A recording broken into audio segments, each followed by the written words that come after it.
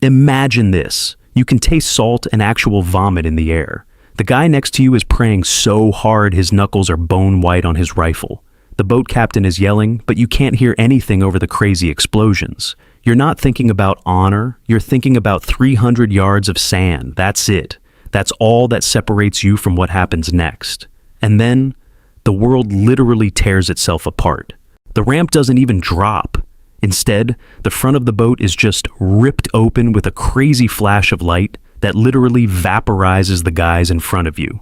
This boat, your steel coffin, is torn open like a tin can. The explosion is so powerful it punches you, throws you backward, and all you can hear is this insane ringing sound.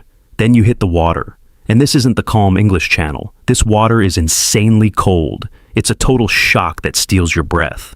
And you're wearing 60 pounds of gear, pulling you down like an anchor. You're fumbling with the straps. Your fingers are totally numb. You have to get this weight off, or you're going to drown. The sea is just chaos. There's splintered wood, twisted metal, and the screams of guys you were just talking to.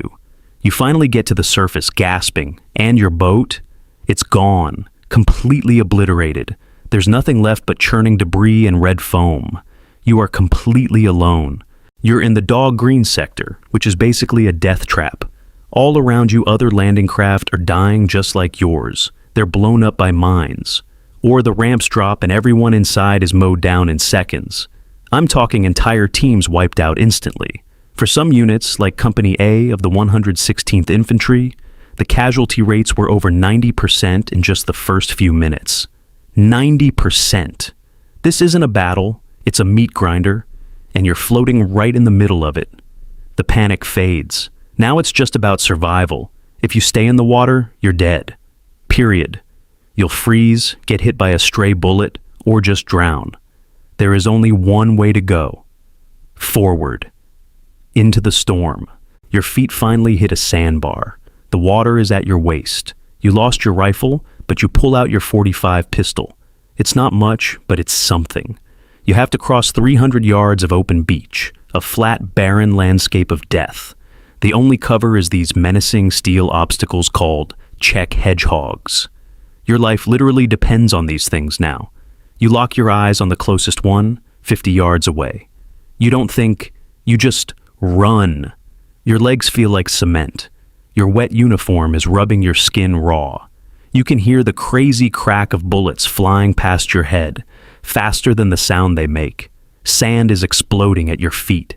You dive, crashing behind the steel beams of the hedgehog, your heart pounding out of your chest. You press yourself against the wet metal, trying to be as small as possible. The machine gun fire is coming from a concrete bunker up on the bluff, just raking the entire beach. You're just one target out of thousands. You see other guys, scattered survivors, making the same insane run. Some make it. A lot of them don't. They just stumble and fall, their bodies joining the hundreds already on the sand. There are no bomb craters to hide in. None of the support we were promised is here. You wait for a pause as the gunner shifts his aim. There, you're up and sprinting again.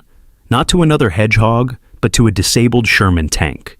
Most of our amphibious tanks, the ones meant to give us cover fire, sank in the rough seas before even reaching the shore. You slide in next to the tank's cold treads. A young kid, no older than 18, is already there, his face a mask of pure terror. He's from the 29th Division. He looks at you, his eyes wide. He opens his mouth to say something, but a mortar lands 10 feet away. The blast throws you against the tank. When you look back, the kid is just gone.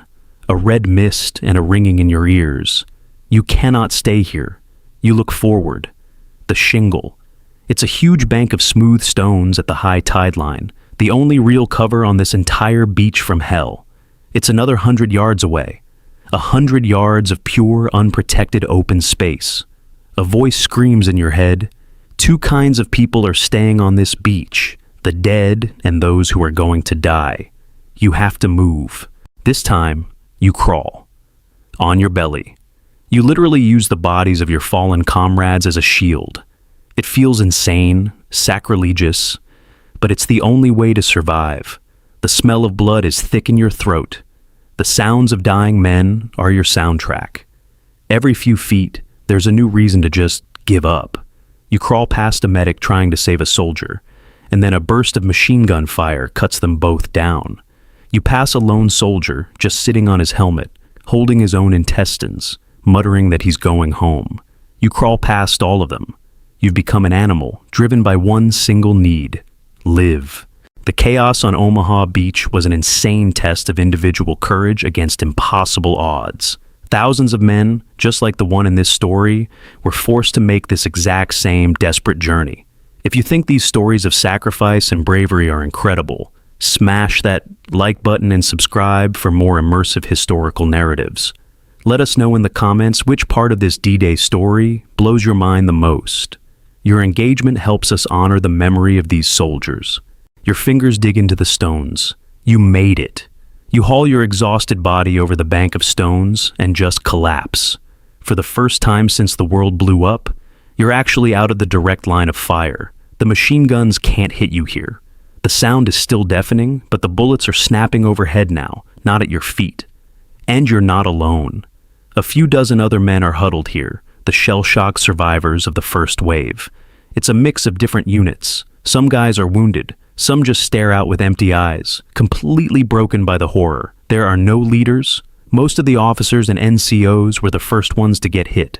It's just a collection of terrified men clinging to a tiny bit of cover. You check yourself over. Your hands are raw.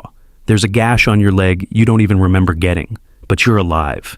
You look back over the beach. From here, you can see the whole disaster. The tide is coming in, washing over the dead and wounded. The water is literally red for 50 yards. The beach is a total junkyard of wrecked equipment and bodies. The sheer scale of the loss is impossible to process. By the end of the day, around 2,400 American casualties would fall on this beach. Insane. But then, something crazy happens. A destroyer, a huge gray ship on the horizon, starts moving in, closer than any Navy rule would ever allow. Its massive guns, meant for fighting other ships, lower until they are pointing directly at the German bunkers on the bluffs. And then, it just opens fire.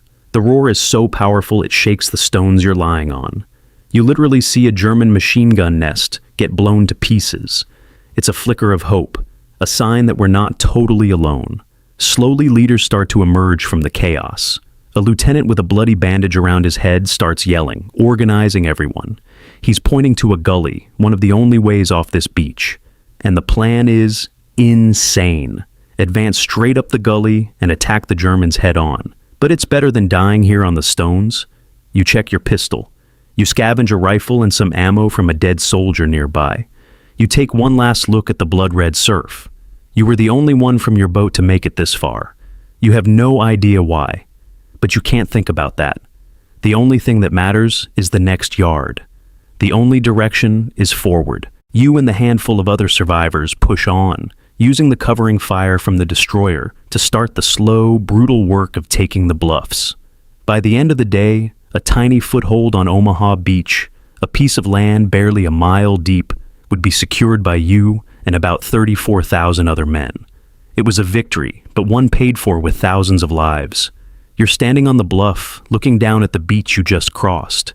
The noise has faded to just sporadic gunfire. The sun is setting, casting long shadows over all the wreckage and the dead.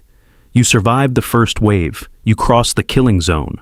But the boy from your village, the lieutenant who shared his water, the men from your boat, they didn't. You're alive, but you will carry the weight of this day, the sights and sounds of this beach for the rest of your life. The war is far from over, but for you, a part of it will always be here, on these 6 miles of blood-soaked sand.